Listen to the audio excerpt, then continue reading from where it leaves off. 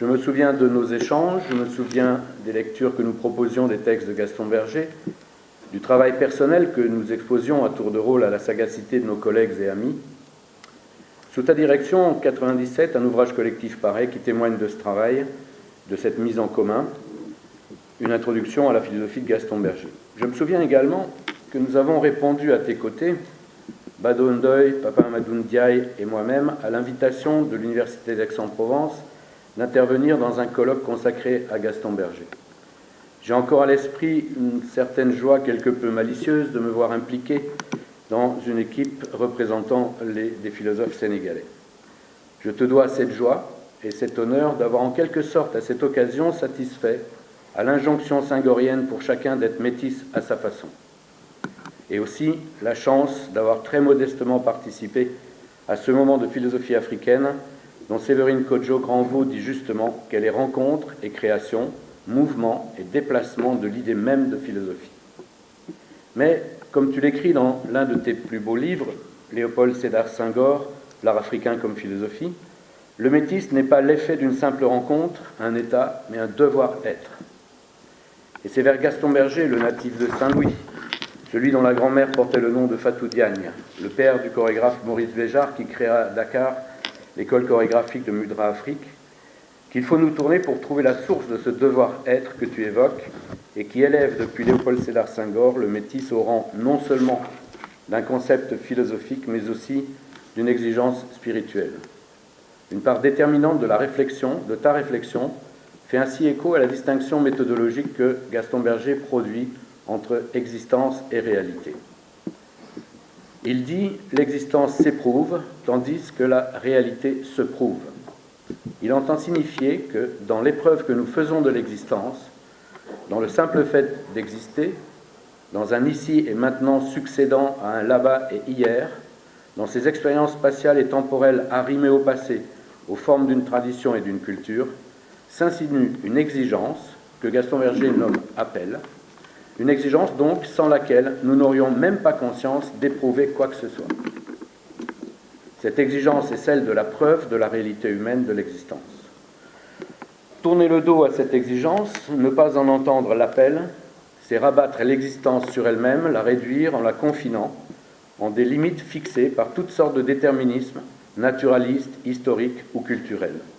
C'est en se privant de cette ressource spirituelle, assécher ce que tu nommes la force vitale. Et précisément, la réflexion philosophique que tu déploies dans chacun de tes ouvrages relève d'un engagement intellectuel et spirituel visant à circonscrire cette exigence, à en maintenir l'appel dans le contexte du monde contemporain et à inciter chaque culture à y répondre. Ainsi, à te lire, et au-delà des analyses de Gaston Berger, nous comprenons ce que signifie apporter la preuve de la réalité. Nous apprenons que ce n'est pas distraire l'identité que de questionner l'identique. Nous apprenons à ne pas consentir à ces manœuvres de l'identique et à ouvrir au monde le champ de notre identité. Ce sont les mots d'Édouard Glissant dans Tout monde. Ouvrir au monde le champ de notre identité, accueillir le monde, c'est proprement assumer le devoir-être enveloppé dans la figure du métis sur laquelle, du même coup, l'avenir vient risquer son reflet. Et il nous revient à nous, particulièrement les philosophes, de saisir ce reflet. Et dans un monde qui s'obstine à construire des futurs sans avenir, de réhabiliter celui-ci. C'est à cette réhabilitation de l'avenir que s'efforce le père de la prospective jusqu'à la fin de sa vie, et toi-même dans ton travail de philosophe. Il n'est peut-être pas tout à fait insignifiant pour nous aujourd'hui que cet appel de l'avenir, qui est avant tout une exigence de penser à partir de l'avenir, ait été reconnu par Léopold Sédar Senghor dans la lecture qu'il fait de la prospective bergérienne, comme de même nature que ce qu'il nomme l'appel de l'Afrique, c'est-à-dire exigence de penser à partir de l'Afrique à venir. Le refus de la limite, écris-tu dans l'ouvrage que tu as consacré à la philosophie de Mohamed Iqbal, est pour ainsi dire au principe de la pensée. Le refus des limites de l'existence, conçu comme réduction de l'identité à l'identique, émancipe la pensée. Et cette émancipation de la pensée est elle-même constitutive de la réalité de l'existence. Les efforts pour approcher de la liberté s'entrelacent aux données objectives de l'existence factuelle. Il tisse un motif qui n'est autre que celui que nous devons produire, construire, du sens de l'aventure humaine. Et comme dans le tissage d'un tapis, c'est par ce motif que, devenant objet de pensée, l'existence humaine accède à la réalité singulière, c'est-à-dire à sa valeur. Nous comprenons alors, à la lecture de ton œuvre, les contours de la responsabilité humaine qui nous incombe dans l'existence. Si la réalité est valeur, c'est parce que la valeur, qui n'a pas elle-même d'existence, devient réalité. Car c'est en assumant l'exigence de signification et de valorisation de l'existence que nous construisons la preuve de la réalité de celle-ci.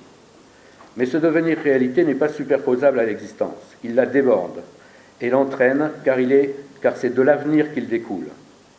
Il n'y a de réalité humaine ni donnée ni figée, au contraire du risque encouru par l'existence objectivement repliée sur elle-même.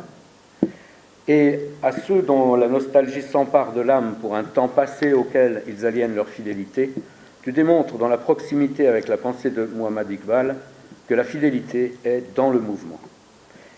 Il faut, je le pense, profondément te rendre hommage et te remercier pour cela. Nous trouvons dans ton œuvre les raisons les plus droites et les plus claires de cette fidélité à soi-même dont nous doutons parfois être capables, et de cette fidélité au monde dont les écarts parfois nous désespèrent. Tu indiques cette voie où tout être humain prend conscience d'être indiscernable du mouvement qui le porte au-devant de lui-même. La fidélité ne relève pas sur cette voie d'une injonction, d'un impératif dont la formule aurait été définitivement écrite par le passé. La fidélité consiste dans la recréation, le renouvellement, voire l'invention de son propre vocabulaire et de ses propres images. Pour ce faire, elle dispose du monde et de ses énigmes auxquelles elle demeure ouverte et bienveillante. De ce monde dont Gaston Berger dit justement qu'il est un langage qui cherche ses interlocuteurs. Souleymane Bachir Diagne, tu es l'un de ces interlocuteurs parmi les plus exemplaires et les plus nécessaires. Je vous remercie.